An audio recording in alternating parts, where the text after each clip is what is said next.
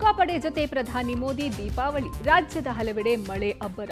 ಬೆಂಗಳೂರಿನಲ್ಲಿ ಖಾತೆಗೆ 500 ಅರ್ಜಿ. ಇದೆಲ್ಲದರ ಸಂಕ್ಷಿಪ್ತ ಮಾಹಿತಿಯನ್ನು ನೋಡ್ತಾ ಹೋಗೋಣ. ಕರ್ನಾಟಕ ಟಾಪ್ 20ಯಲ್ಲಿ ರಾಜ್ಯದ ಹಲವೆಡೆ ದೀಪಾವಳಿ ಹೊತ್ತಲ್ಲಿ ವರುಣ ಅಬ್ಬರಿಸಿದ್ದಾನೆ. ಕಾಫಿನಾಡು ಚಿಕ್ಕಮಗಳೂರಿನಲ್ಲಿ ಭಾರಿ ಮಳೆಯಾಗಿದ್ದು ಒಂದೇ ರಾತ್ರಿ ಮಳೆಗೆ ಸುಮಾರು 15 ಎಕರೆ ವಿಸ್ತೀರ್ಣದ ಕೆರೆ ಭರ್ತಿಯಾಗಿದೆ. ಕಡೂರು ತಾಲೂಕಿನ ಎಸ್ ಮಾದಾಪುರ ಕೆರೆ ಸಂಪೂರ್ಣ ಭರ್ತಿಯಾಗಿದ್ದು ಕೆರೆ ತುಂಬಿ ಕೋಡಿ ಬಿದ್ದಿದೆ. ಇದರಿಂದ ಸ್ಥಳೀಯರಲ್ಲಿ ಮಂದಹಾಸ ಮೂಡಿದೆ. ಇನ್ನು ಚಿತ್ರದುರ್ಗ ಜಿಲ್ಲಾದ್ಯಂತ ವರುಣನ ಅಬ್ಬರ ಜೋರಾಗಿದೆ. ಹಿರಿಯೂರು ತಾಲೂಕಿನ ಅನ್ನದಾತರ ಜೀವನಾಡಿ ವಿವಿ ಸಾಗರ ಜಲಾಶಯ ಭರ್ತಿಯಾಗಿದೆ. ಮಳೆಗೆ ಟೊಮ್ಯಾಟೊ, ಈರುಳ್ಳಿ, ದಾಳಿಂಬೆ ಬೆಳೆ ಜಲಾವೃತವಾಗಿದ್ದು ರೈತರು ಕಂಗಾಲಾಗಿದ್ದಾರೆ. ಇತ್ತ ಮಂಡ್ಯ ಜಿಲ್ಲೆಯಲ್ಲೂ ಕೂಡ ವರುಣನ ಅಬ್ಬರ ಜೋರಾಗಿದೆ.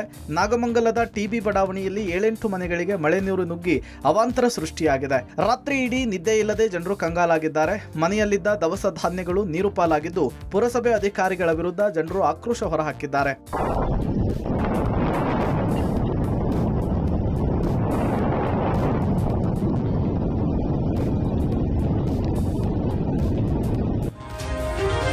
ಹಾಸನ ಜಿಲ್ಲೆಯ ವಿವಿಧೆಡೆ ನಿನ್ನೆ ರಾತ್ರಿ ವರುಣನ ಅಬ್ಬರಕ್ಕೆ ಜನರು ಅಕ್ಷರಶಃ ತತ್ತರಿಸಿ ಹೋಗಿದ್ದು ಮಳೆಗೆ ಕೆರೆಕೋಡಿ ಒಡೆದು ರೈತರ ಜಮೀನುಗಳಿಗೆ ನೀರು ನುಗ್ಗಿರುವ ಘಟನೆ ಹೊಳೆನರಸೀಪುರ ತಾಲೂಕಿನ ಸೋಮನಹಳ್ಳಿ ಗ್ರಾಮದಲ್ಲಿ ನಡೆದಿದೆ. ಅಡಿಕೆ, ತೆಂಗಿನ ತೋಟ, ಹೊಲಗದ್ದೆಗಳು ಸಂಪೂರ್ಣ ಜಲಾವೃತವಾಗಿದೆ. ಅರಸೀಕೆರೆ ತಾಲೂಕು ಚಿಕ್ಕಮ್ಮನಹಳ್ಳಿ ಗ್ರಾಮದಲ್ಲಿ ಮನೆಗಳಿಗೆ ಮಳೆ ನೀರು ನುಗ್ಗಿ ಅವಾಂತರ ಸೃಷ್ಟಿಯಾಗಿದೆ. ಇದರಿಂದ ಸಂಬಂಧಪಟ್ಟ ಅಧಿಕಾರಿಗಳ ವಿರುದ್ಧ ಜನರು ಹಿಡಿಶಾಪ ಹಾಕ್ತಿದ್ದಾರೆ. ಇನ್ನು ಹೊಳೆನರಸೀಪುರದ ಕಾರ್ಖಾನೆ ಬೀದಿಯಲ್ಲಿರುವಂತಹ ಮಂಜು ಎಂಬುವರ ಮನೆಗೆ ನೀರು ನುಗ್ಗಿದ್ದು ಮನೆಯಲ್ಲಿದ್ದ ವಸ್ತುಗಳು ಸಂಪೂರ್ಣ ಜಲಮಯವಾಗಿದೆ. ಇಡೀ ರಾತ್ರಿ ನಿದ್ದೆ ಇಲ್ಲದೆ ಕುಟುಂಬ ಪರದಾಡಿದೆ. ಇನ್ನು ಸ್ಥಳಕ್ಕೆ ಅಧಿಕಾರಿಗಳು ಬರುವಂತೆ ಸಾರ್ವಜನಿಕರು ಆಗ್ರಹಿಸಿದರು. ಭಿಖಾತಾದಿಂದ ಏಕಾತ ಪರಿವರ್ತನೆಗೆ ಈಗಾಗಲೇ ಅರ್ಜಿ ಆಹ್ವಾನಿಸಲಾಗಿದೆ. ಬೆಂಗಳೂರಿನಿಂದ 500ಕ್ಕೂ ಹೆಚ್ಚು ಮಂದಿ ಈಗಾಗಲೇ ಅರ್ಜಿ ಸಲ್ಲಿಸಿದ್ದಾರೆ. ನಾಳೆಯಿಂದ ಬೆಂಗಳೂರು 1ನಲ್ಲಿ ಅರ್ಜಿ ಸಲ್ಲಿಕೆಗೆ ಅವಕಾಶ ಇರುತ್ತೆ. ಮತ್ತೊಂದು ಕಡೆ ಅರ್ಜಿ ಸಲ್ಲಿಕೆಯ ಡೆಮೋ ವಿಡಿಯೋವನ್ನ ಜಿಬಿಎ ಇವತ್ತು ರಿಲೀಸ್ ಮಾಡಿದೆ. ಡಿಸಿಎಂ ಡಿಕೆ ಶಿವಕುಮಾರ್ ವೆಬ್ಸೈಟ್ ಬಿಡುಗಡೆ ಮಾಡಿ ಏಕಾತ ಪರಿವರ್ತನೆಗೆ ಅರ್ಜಿ ಆಹ್ವಾನಕ್ಕೆ ಅವಕಾಶ ಮಾಡಿಕೊಟ್ಟಿದ್ದಾರೆ. ಅರ್ಜಿ ಹಾಕುವುದಕ್ಕೆ ಅವಕಾಶ ಕೊಟ್ಟು 5 ದಿನ ಆಗಿತ್ತು. 500 ಜನ ಅರ್ಜಿ ಸಲ್ಲಿಕೆ ಮಾಡಿದ್ದಾರೆ. 3000 ಜನ ವೆಬ್ಸೈಟ್ಗೆ ವಿಸಿಟ್ ಮಾಡಿ ಮಾಹಿತಿಯನ್ನು ಪಡೆದುಕೊಂಡಿರೋದು ಗೊತ್ತಾಗಿದೆ. ನಾಳೆಯಿಂದ ಬೆಂಗಳೂರು 1ಗಳಲ್ಲಿ ಅರ್ಜಿ ಸಲ್ಲಿಕೆಗೆ ಅವಕಾಶವನ್ನ ಮಾಡಿಕೊಡಲಾಗ್ತಾ ಇದೆ. ಜನರೇ ತಮ್ಮ ಮೊಬೈಲ್ನಲ್ಲಿ ಹೇಗೆ ಅರ್ಜಿಯನ್ನ ಸಲ್ಲಿಕೆ ಮಾಡಿಕೊಳ್ಳೋದು ಮತ್ತು ಅರ್ಜಿ ಸಲ್ಲಿಕೆಯ ಕ್ರಮ ಹೇಗೆ ಅಂತ ಹೇಳಿ ಒಂದು ಡೆಮೋ ವಿಡಿಯೋವನ್ನ ಬಿಡುಗಡೆ ಮಾಡುವುದಾಗಿ ಪಬ್ಲಿಕ್ ಟಿವಿಗೆ ಜಿಬಿಎ ಕಂದಾಯ ವಿಭಾಗದ ವಿಶೇಷ ಆಯುಕ್ತ ಮನೀಶ್ ಮೋದ್ಗಿಲ್ ಮಾಹಿತಿಯನ್ನು ಕೊಟ್ಟಿದ್ದಾರೆ. ಹೊಸ ನಿವೇಶನಗಳಿಗೂ ಏಕಾತ ನೀಡಲು ಸೌಲಭ್ಯ ಕಲ್ಪಿಸಲಾಗಿದೆ. 2000 ಚದರ ಮೀಟರ್ಗಿಂತ ಕಡಿಮೆ ಅಥವಾ ಸಮಾನವಾದ ಒಟ್ಟು ನಿವೇಶನ ವಿಸ್ತೀರ್ಣವನ್ನು ಹೊಂದಿರುವ ಖಾಲಿ ನಿವೇಶನ ಅಥವಾ ಕಟ್ಟಡ ಹೊಂದಿರುವ ನಿವೇಶನಗಳನ್ನು ಒಳಗೊಂಡಿರುವ ಆಸ್ತಿಗಳಿಗೆ ಈಗಾಗಲೇ ಏಕಾತ ಹೊಂದಿರುವ ನಿವೇಶನಗಳನ್ನು ಏಕಾತವನ್ನಾಗಿ ಪರಿವರ್ತಿಸಲು ಆನ್ಲೈನ್ ಮೂಲಕ ಅಂದರೆ bbmp.karnataka.gov.in B2 ಏಕಾತ ಇದರಲ್ಲಿ ಅರ್ಜಿ ಸಲ್ಲಿಸಲು ಅವಕಾಶ ಕಲ್ಪಿಸಲಾಗಿದೆ. ನಾಡಿನಾದ್ಯಂತ ದೀಪಗಳ ಹಬ್ಬ ದೀಪಾವಳಿ ಹಬ್ಬದ ಸಂಭ್ರಮ ಜೋರಾಗಿದೆ.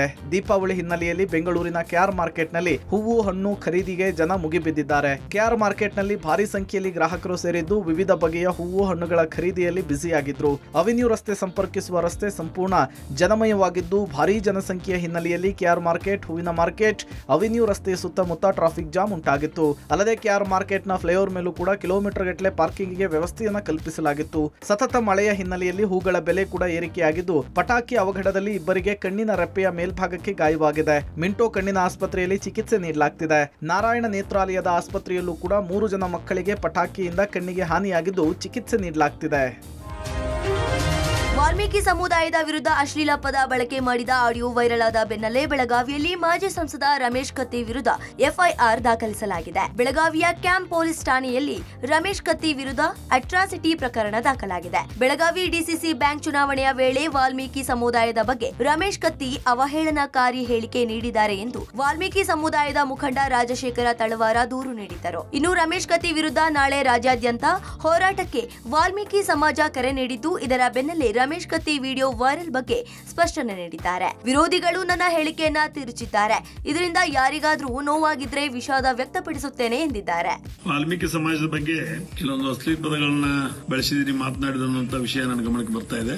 ಈ ಸಂದರ್ಭದಲ್ಲಿ ಆ ಒಂದು ವಿಡಿಯೋನ ರಾಜಕೀಯ ದುರುದ್ದೇಶದಿಂದ ತಿರುಚಲಾಗಿದೆ. ಒಂದು ಭಕ್ತಿ, ಪ್ರೀತಿ, ವಿಶ್ವಾಸದಿಂದ ಆ ಸಮಾಜವನ್ನ ನಾನು ನೋಡ್ಕೊಂತ ಬಂದಿದ್ದೀನಿ. ಆ ಒಂದು ನನ್ನ ಮಾತಿನಿಂದ ಸಮಾಜದಲ್ಲಿ ಹಿರಿಯರಿಗೆ, ಕಿರಿಯರಿಗೆ, ಸಹೋದರ ಮಿತ್ರರಿಗೆ ನೋವಾಗಿದ್ರೆ ಆ ಮನೆಯ ಮಗನಾಗಿ, ತಮ್ಮನಾಗಿ, ಅಣ್ಣನಾಗಿ ನಾನು ಈ ಸಂದರ್ಭದಲ್ಲಿ ವಿಷಾದವನ್ನು ವ್ಯಕ್ತಪಡಿಸ್ತೇನೆ. ಕೊಪ್ಪಳ ಜಿಲ್ಲೆಯಲ್ಲಿ ಅಕ್ರಮ ಮರಳು ದಂಧೆಗೆ ಕುಮ್ಮಕ್ಕು ನೀಡುತ್ತಾ ಇರುವ ಅಧಿಕಾರಿಗಳನ್ನು ಎತ್ತಂಗಡಿ ಮಾಡಿ ಅಂತ ಸಿಎಂ ಸಿದ್ದರಾಮಯ್ಯಗೆ ಸಿಎಂ ಆರ್ಥಿಕ ಸಲಹೆಗಾರ ಬಸವರಾಜ ರಾಯರೆಡ್ಡಿ ಪತ್ರ ಬರೆದಿದ್ದಾರೆ. ತುಂಗಭದ್ರಾ ನದಿಯಲ್ಲಿ ವ್ಯಾಪಕವಾಗಿ ಮರಳು ದಂಧೆ ನಡೀತಾ ಇದ್ರೂ ಅಧಿಕಾರಿಗಳು ಕ್ರಮ ಕೈಗೊಳ್ಳುತ್ತಾ ಇಲ್ಲ. ಅನಧಿಕೃತ ಮರಳು ಸಾಗಾಟಕ್ಕೆ ಗಣಿ ಮತ್ತು ಭೂವಿಜ್ಞಾನ ಇಲಾಖೆ ಅಧಿಕಾರಿಗಳು ಸಾಥ್ ಕೊಟ್ಟಿದ್ದಾರೆ ಅಂತ ರಾಯರೆಡ್ಡಿ ಪತ್ರವನ್ನು ಬರೆದಿದ್ದಾರೆ. 85 ಕಿಲೋಮೀಟರ್ ದೂರದ ತುಂಗಭದ್ರಾ ನದಿಯಿಂದ ನಿತ್ಯ 100 ರಿಂದ 150 ಟ್ರಕ್ ಮರಳು, ಜಲ್ಲಿಕಲ್ಲು ಅಕ್ರಮವಾಗಿ ಸಾಗಾಟ ಆಗ್ತಿದೆ. 200ಕ್ಕೂ ಹೆಚ್ಚು ಜನ ಅಕ್ರಮ ದಂಧೆ ನಡೆಸ್ತಾ ಇದ್ದಾರೆ. ನಿಯಂತ್ರಣ ಮಾಡಬೇಕಾಗಿರುವ ಗಣಿ ಮತ್ತು ಭೂವಿಜ್ಞಾನ ಇಲಾಖೆ ಅಧಿಕಾರಿಗಳು ಅವರೊಂದಿಗೆ ಶಾಮೀಲಾಗಿದ್ದಾರೆ. ಹಿರಿಯ ಗಣಿ ಭೂವಿಜ್ಞಾನ ಇಲಾಖೆಯ ಅಧಿಕಾರಿ ಪುಷ್ಪಲತಾ, ಭೂವಿಜ್ಞಾನಿ Naveen Kumar master kingpin ಆಗಿದ್ದಾರೆ. ಇವರಿಂದಾಗಿ ಸರ್ಕಾರಕ್ಕೆ ಕೆಟ್ಟ ಹೆಸರು ಬರ್ತಾ ಇದೆ ಅಂತ ಸಿಎಂ ಆರ್ಥಿಕ ಸಲಹೆಗಾರ ರಾಯರೆಡ್ಡಿ ಸಿಎಂಗೆ ಪತ್ರವನ್ನು ಬರೆದಿದ್ದಾರೆ. ತುಮಕೂರು ಬೆಂಗಳೂರು ರಾಷ್ಟ್ರೀಯ ಹೆದ್ದಾರಿಯಲ್ಲಿ ಗುಂಡಿ ತಪ್ಪಿಸಲು ಹೋಗಿ ಕಾರು 2 ಪಲ್ಟಿಯಾಗಿದೆ. ಈ ಘಟನೆ ಬೆಂಗಳೂರು ಹೊರವಲಯದ ನೆಲಮಂಗಲ ನಗರದ ಕುಣಿಗಲ್ ಬೈಪಾಸ್ ಫ್ಲೈಓವರ್ ರಸ್ತೆಯಲ್ಲಿ ನಡೆದಿದೆ. ಕಾರಿನಲ್ಲಿದ್ದ 6 ಮಂದಿ ಪವಾಡವೆಂಬಂತೆ ಪಾರಾಗಿದ್ದು ಸಣ್ಣಪುಟ್ಟ ಗಾಯವಾಗಿ ಖಾಸಗಿ ಆಸ್ಪತ್ರೆಯಲ್ಲಿ ಚಿಕಿತ್ಸೆ ಪಡೆದಿದ್ದಾರೆ. ಈ ಸಂಬಂಧ ನೆಲಮಂಗಲ ಸಂಚಾರಿ ಪೊಲೀಸ್ ಠಾಣೆಯಲ್ಲಿ ಪ್ರಕರಣ ದಾಖಲಾಗಿದೆ.